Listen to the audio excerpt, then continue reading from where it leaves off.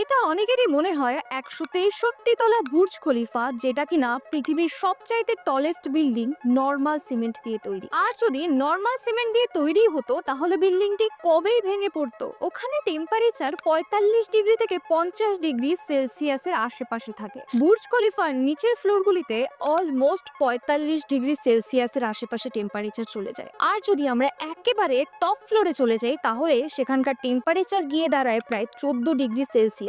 কেন থাকে আশা করি সেটা আপনারা সবাই বুঝতে পারছেন। এটি আসলে C60 C80 কংক্রিট আর সাথে পোর্টল্যান্ড সিমেন্ট আর ফ্লাই অ্যাশ দিয়ে তৈরি। আর বুর্জ খলিফার একদম ওপরের অংশটা একটু হাওয়া বাতাস পেলেই দুলতে শুরু করে। আর যেহেতু মেঘের একদম কাছাকাছি থাকে তাই সবচাইতে বেশি লাইটিং সাউন্ড এখানে যারা থাকে একমাত্র তারাই খুব বাজেভাবে ফিল করতে পারে। আর আপনি যদি কোটিপতি হন তাহলে আপনি কি সেইখানে থাকতে পছন্দ করবেন? কমেন্টে জানান।